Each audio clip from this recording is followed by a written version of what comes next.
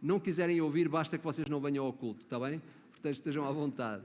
Hebreus 12 tem tanta coisa. Irmãos, eu não consigo digerir tudo aquilo que Hebreus 12 nos dá. Vamos lá, voltar, Hebreus 12. Nós vamos continuar pelo menos mais 2 ou 3 domingos estudando Hebreus 12, irmãos.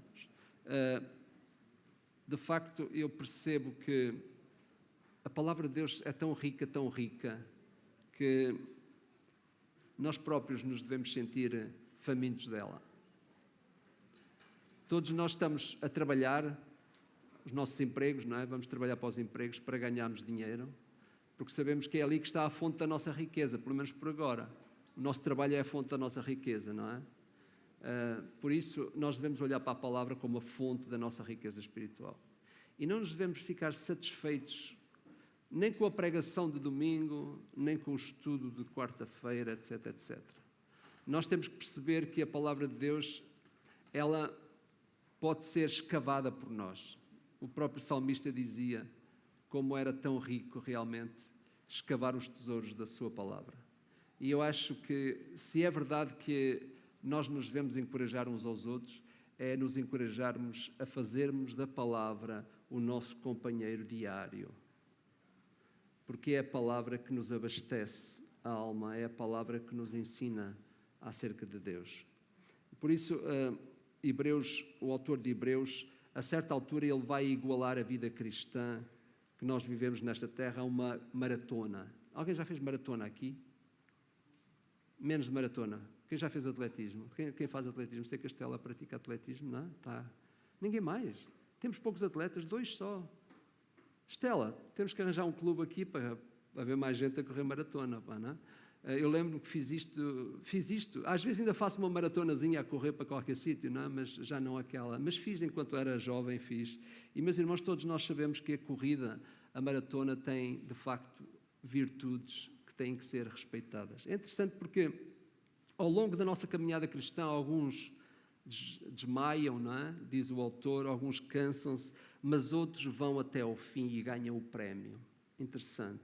O autor de Hebreus está a chamar-nos a atenção para isto. Sabe, ele faz outra coisa. Ele fala do início da corrida, fala durante o tempo da corrida e fala do fim da corrida. O autor de Hebreus dá-nos um quadro completo de como é que é. Ele até chega a dizer que ao fim da corrida há um prémio a alcançar, há uma cidade celestial onde a corrida acaba para aqueles que chegam ao fim.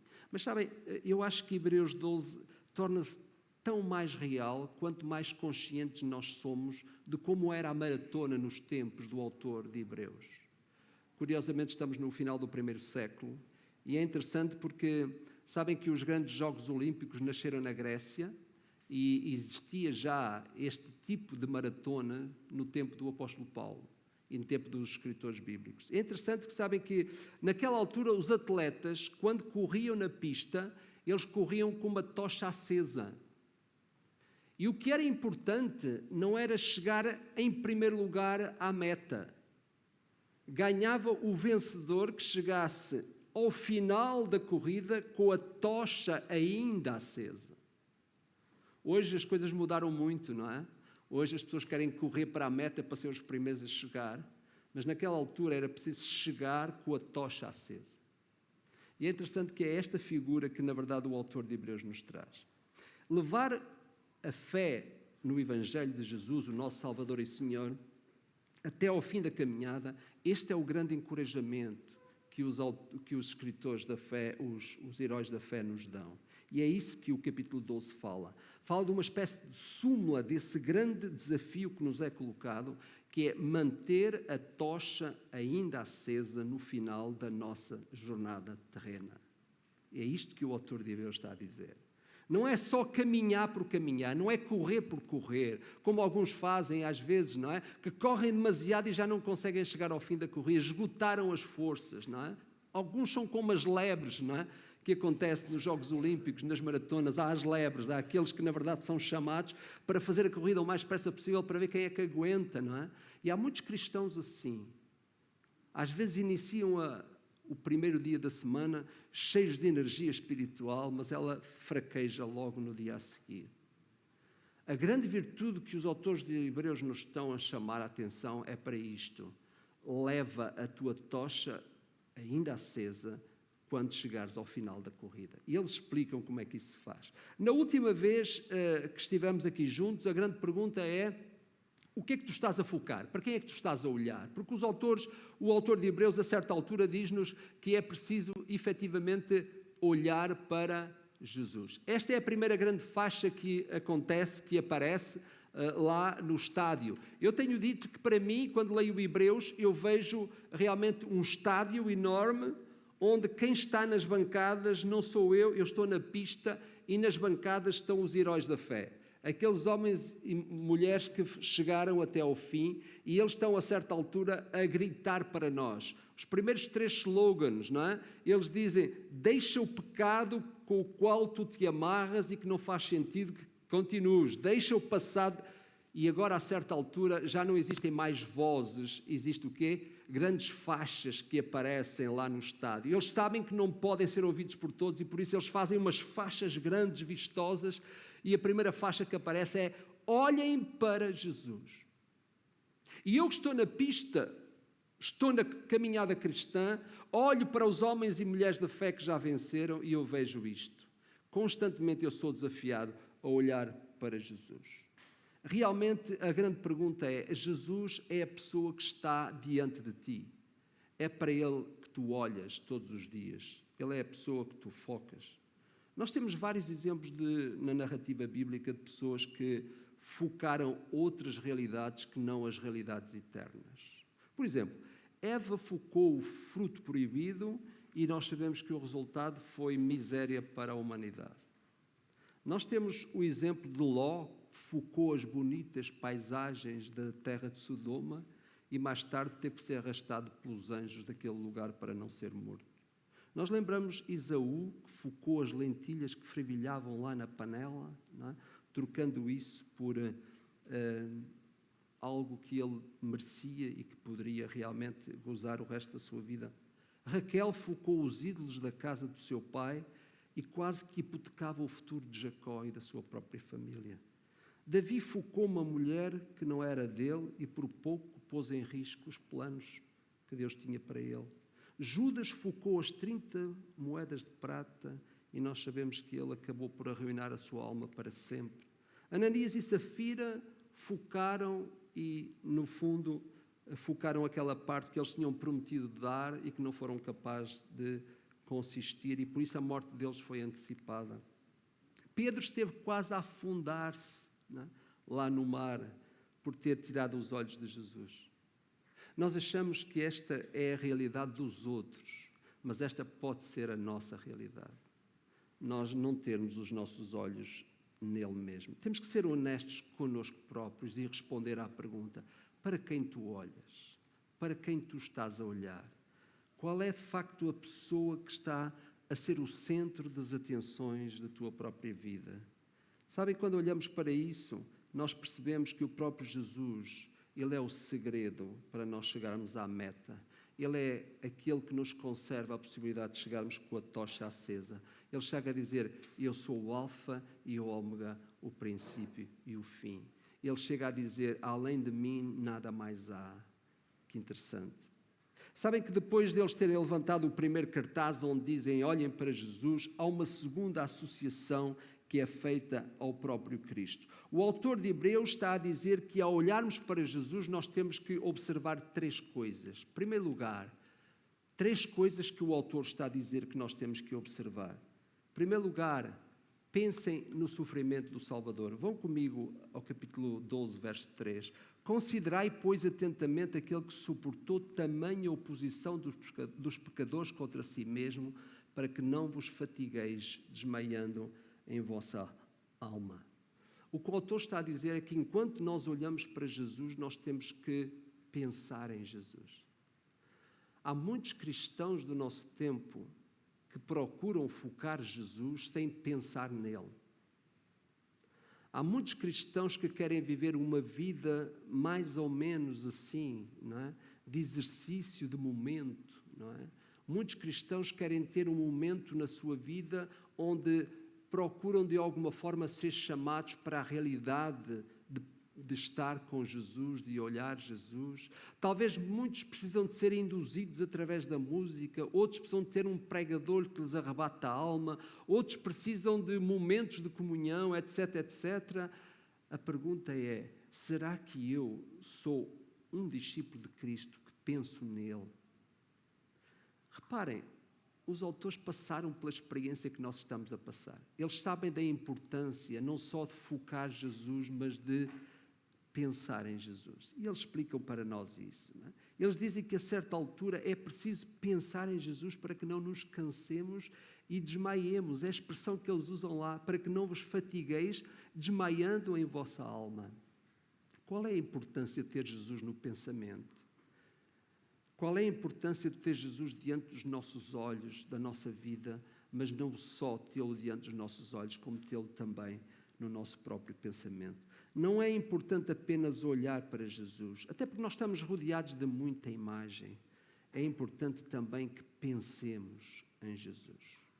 A forma como nós gerimos os nossos pensamentos determina em grande parte a forma como nós conduzimos as nossas vidas. Eu repito. A forma como nós geramos os nossos pensamentos determina em grande parte a forma como conduzimos as nossas vidas. Já o salmista, o provérbio de Salomão dizia, como o homem pensa em seu coração, assim ele se torna.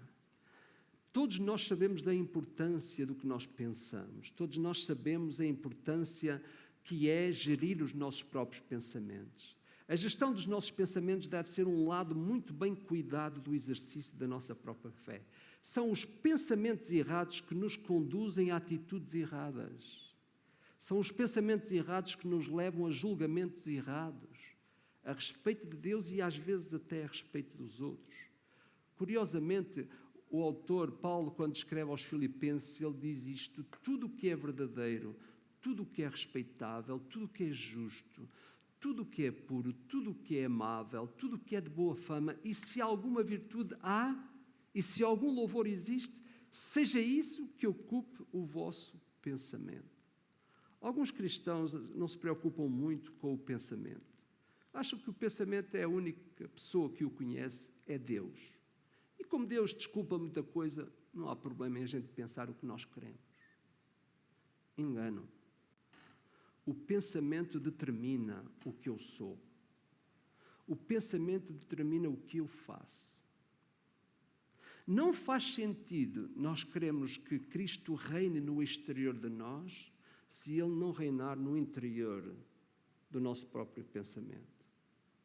Quantos de nós falhamos por pensamentos errados? Quantos de nós temos dado trambolhões, desculpem a expressão, na vida cristã por causa dos conteúdos do nosso próprio pensamento?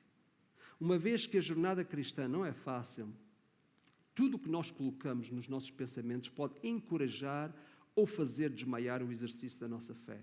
Aliás, por alguma razão ele diz: pensem, considerem Jesus, porque para que não vos fatigueis desmaiando em vossa alma. Quantos de nós já deixámos que a nossa alma desfalecesse pelo facto de não incluirmos Cristo nos nossos pensamentos? Cristo no interior do que somos, Cristo no nosso próprio coração. Aquilo que nós não pensamos não desce ao coração. Nós precisamos de fazer um exercício. Paulo está a dizer que é preciso rechaçar todos os pensamentos que não são puros nem amáveis, não têm boa fama, etc, etc. Porquê? Porque eles não se tornam benefício na jornada da vida cristã. E todos nós certamente sabemos o que estamos a dizer. Ao pedir que pensemos nos sofrimentos do Salvador, o autor de Hebreus está-nos a pedir uma coisa que não é difusa, nem algo esporádico. O que ele está a dizer é que o tipo de pensar é um pensar analítico. Reparem na expressão que está no texto. Ele usa a expressão considerai atentamente. Esta é a única vez que esta palavra aparece no Novo Testamento, curiosamente. E sabem que a expressão aqui é uma expressão matemática. Significa tirar a soma. Significa subentender uma avaliação matemática. Isto é, fazer como se fosse uma prova real, a soma de todas as coisas. É isto o sentido original que está aqui. E ele é uma prova que realmente mostra a necessidade de trazer à memória. É um estímulo de memória o que o autor está a dizer. Na verdade, quando pensamos em Jesus, nós temos que ser analíticos. Não apenas aquele tipo de pensamento que se esvai no tempo, aquele tipo de pensamento que diz, oh Jesus, tu és bom, e ficamos por aí. Não analisamos nem tiramos a expressão matemática de tudo isto. É curioso, meus irmãos, que 700 anos antes de Cristo vir à Terra, antes de Jesus ter nascido o homem e ter estado entre nós, o profeta Isaías fez uma análise matemática, tirou a prova real, a soma de todas as partes do sofrimento do Salvador. E o resultado disso é Isaías 53. Não posso analisá-lo convosco, mas diz que ele foi moído pelas nossas transgressões. Isaías 53 deve ser um capítulo que deve ser lido pelo menos uma vez por semana, quando nós queremos ter o Salvador na nossa mente. 700 anos antes, sem conhecer Jesus, sem ter vivido as delícias da sua presença, Isaías deixa-nos isto. Capítulo 53 é a soma analítica dos sofrimentos do Salvador. De vez em quando, todos nós devemos ir a Isaías 53. Jesus pede-nos, inclusivamente, que nós façam isto em memória de mim. O que ele está a dizer é que nós devemos fazer uma equação matemática quando pensamos nos sofrimentos do Salvador. Porque toda a equação matemática dá um resultado. E é isso que os autores estão a dizer. É preciso que o nosso pensamento em Cristo se mantenha de tal forma em nós que isso produza resultados. Não apenas uma equação que aparece na nossa mente, mas uma equação que é vista de uma forma analítica, passo a passo. Olhem a expressão que ele usa, considerai atentamente. Isto é uma expressão altamente matemática.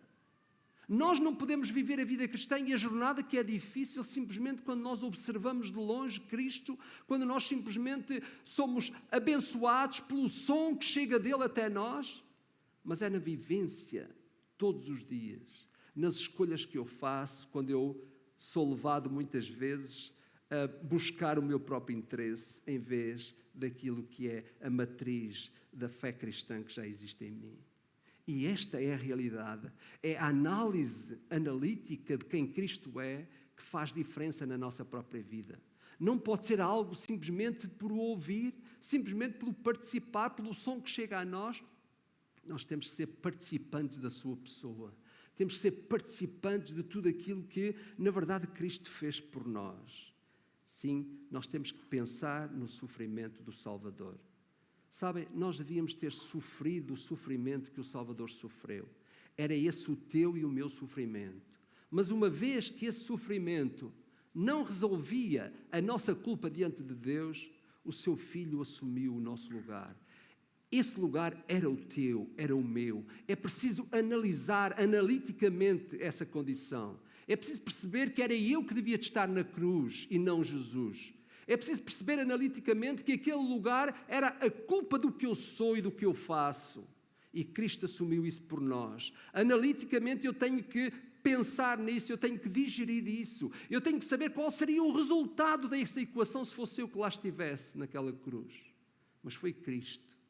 E o autor está a dizer, se nós queremos caminhar na jornada cristã, nós temos que analiticamente perceber, entender claramente quem Cristo é. Ele não é o Jesus que simplesmente nós falamos quando estamos em aflição.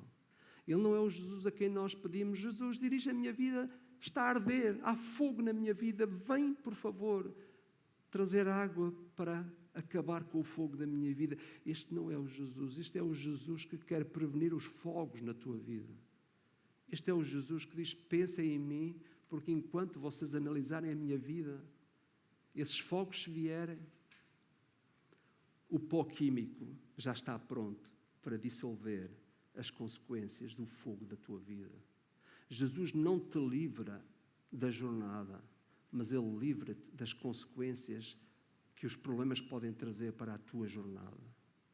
Cristo está lá, mas não é só simplesmente dizermos que temos um Salvador. É preciso experimentá-lo, vivê-lo, analiticamente perceber quem Ele é na nossa própria vida e esperar o resultado disso. Nós não podemos viver desligados da vida que foi trazida para nós. Nós já não estamos na condição de ser mortos, cegos, perdidos espiritualmente, separados de Deus como nós estávamos. Paulo explica isso aos Efésios. É por causa desse sofrimento que nós estamos na pista da vida. O caminho da Jerusalém Celestial está diante de nós. Nós devemos viver com a obra de Cristo permanente nas nossas mentes, nos nossos pensamentos. Quantos cristãos se veem perdidos nos seus pensamentos? Até mesmo provocando sentimentos que não são reais. Muitos sentimentos são simplesmente o resultado da nossa doença emocional. O Espírito quer reparar o percurso da nossa caminhada cristã. Nós precisamos de pensar em Cristo de uma forma analítica. Tantas vezes os nossos pensamentos são o resultado das nossas doenças internas, das nossas dores da emoção. Tantas vezes o nosso mundo interior está estragado porque nós não pensamos na pessoa que na verdade pode repará-lo. Às vezes nós fazemos como o jornalista que precisava de escrever uma peça para o jornal e a sua filha pequenina incomodava-o. E ele pensou, eu tenho que arranjar forma de conseguir que a minha filha fique pelo menos uns minutos largos para que eu consiga escrever o artigo. Então ele pensou, já sei o que vou fazer. Então havia lá uma peça de um jornal que ele cortou aos pedaços o melhor que ele podia, não é? Baralhou-os todos e pô-los diante da sua filha e disse, olha filha, vê lá se consegues outra vez montar, não é? esse esquema que está aí. Passado poucos minutos, a filha já estava a dizer papá, acabei. Como é que é possível uma menina com aquela idade conseguir acabar tão cedo a montar aquele puzzle? Então, como é que tu conseguiste? E ela explicou, olha pai, do outro lado do mundo estava um homem, eu consertei o homem e o mundo ficou bem. Tantas vezes os problemas do mundo são os nossos problemas. Nós precisamos de consertar não os problemas do mundo, mas o interior do que nós somos. As doenças emocionais continuam a existir nos cristãos, infelizmente. Porquê? Porque nós não pensamos analiticamente naquilo que o Salvador pode fazer na nossa vida. Às vezes, caminhamos na jornada cristã de uma forma teórica. Dizemos a todo mundo que Ele é o nosso Salvador, mas não experimentamos as delícias da comunhão com Ele. As delícias de viver pensando em Cristo. Analisando de uma forma analítica e matemática quem é esse Jesus e o resultado que Ele trouxe para a minha própria vida. E quando isso é assim, eu sou capaz de chegar aqui ao domingo e não venho aqui para receber o que Deus me dá, mas venho para partilhar o que Ele já me deu. Quando nós vivemos este pensamento analítico de Cristo, nós chegamos ao lugar do encontro e temos alguma coisa para comunicar. Temos alguma coisa para dar e não apenas para receber. Quantos de nós nos sentamos nestas cadeiras aqui e ficamos à espera que a voz seja bonita, a música toque bem, o pregador possa dizer alguma coisa de jeito? Quando, afinal de contas, a nossa missão, porque estamos na corrida da vida, pensámos no Salvador antes de chegar cá e agora nós exalamos o resultado daquilo que é a nossa vida com Cristo. Isto é a forma segura de estar na caminhada. Resolvendo os problemas da nossa alma antes de chegar ao lugar onde a alma deve ser enriquecida. Porquê? Porque os outros fazem o trabalho? Não. Porque eu venho com Cristo analiticamente na minha própria vida. Sabem porque é que o judeu, o dia do descanso começava às 6 horas do dia anterior? É para que ele realmente fosse para a cama cedo e no dia em que ele devia adorar a Deus, ele adorava a Deus com tudo o que ele tinha. Hoje, nós andamos na vida com ela toda cheia, superlotada. Não temos tempo nem para nós mesmos, dizemos. Se bem que as contas da moda, as contas dos produtos de higiene pessoal vão aumentando. Mas toda a gente acha que não cuida de si próprio. nós não cuidamos é da nossa alma. E, meus irmãos, é interessante pensarmos que é importante nós entendermos que a jornada cristã se faz quando nós a fazemos com Cristo na nossa vida. Ele não é aquele a quem nós recorremos para encontrar a equação. Ele é a equação. Ele é aquele que já deu o que nós procuramos. Ele não dá o que nós buscamos. Ele já deu o que tu precisas. Porque a vida, a obra dele, está feita e realizada. Tu tens apenas que viver com essa obra de uma forma constante na tua vida e no teu próprio coração. Tudo o que é verdadeiro, tudo o que é respeitável, tudo o que é puro, tudo o que é de boa fama e toda e qualquer virtude que exista se mantenha nos vossos pensamentos. Pensar Cristo é pensar eterno. Viver a realidade de Cristo no meio de tantas coisas que captam a nossa própria atenção é escolher o lugar cimeiro, o melhor lugar. Porque tudo o que nós escolhemos em Cristo, escolhemos para a eternidade. Tudo o que Cristo dá é para a eternidade. O que Ele concede de material é apenas para uma pequena fração do tempo que eu vivo aqui. Mas Cristo prometeu que o mais importante é aquilo que Ele concede eternamente. A minha pergunta é: consegues avaliar a tua jornada à dimensão do que é eterno? Esse é o nosso problema. Nós nos perdemos. E sabem o que é importante para isso? É pensar no Salvador. É digerir Cristo. É trazer Cristo para as nossas memórias. E não apenas fazer das memórias de Cristo as nossas. Já não é mau.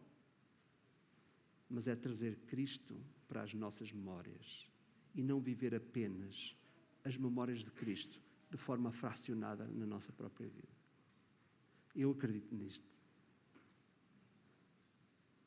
Eu acredito que vale a pena, por experiência pessoal, vale a pena fazer equações analíticas dos sofrimentos do Salvador e dizer: aquilo que aconteceu lá na história com Cristo devia acontecer comigo. E o resultado não é o mesmo. Porquê? Porque senão eu não estaria aqui hoje. Estou aqui por causa da graça de Jesus. Pensem no Salvador, dizem eles. Enquanto olhas para Cristo, pensa em Cristo e a importância que isso tem para as nossas próprias vidas. Outra vez refiro, lembrem-se de Jesus Cristo ressuscitado, disse Paulo quando escreveu a Timóteo. Timóteo, um jovem novo, ele podia dizer assim: deixa lá o Timóteo viver a vida, ele é novo, vai aprender muita coisa, precisa dar umas cabeçadas por aí de vez em quando. Ele dizia: Timóteo, lembra-te de Jesus Cristo ressuscitado. Traz isso à tua memória. Faz uma análise analítica disso, para que isso produza um resultado eterno na tua própria vida. É a oração que eu faço esta manhã. Vamos orar. Senhor Deus, obrigado, porque estamos juntos de Ti de uma forma igual. Não há ninguém aqui, Senhor, que tenha uma Bíblia resplandecente. Não há ninguém com quem Tu fales todos os dias, trazendo uma luz, ou mesmo acordando para transmitir uma verdade, Senhor. Até pode acontecer, de uma forma, Senhor, benéfica na tua vida. Às vezes Tu falas connosco de formas diferentes. Mas, ó Pai, há algo que Tu imprimiste em nós que pode ser fundamental na maneira como nós vivemos o dia a dia. Está impresso na nossa memória os sofrimentos de Jesus.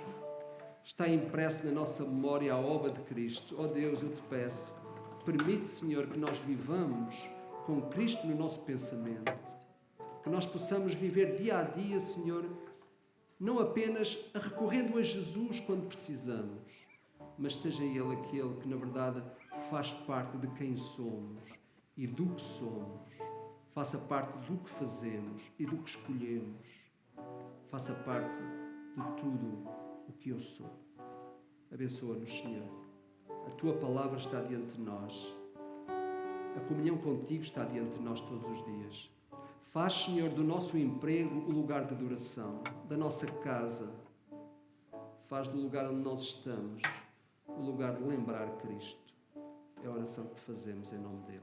Amém.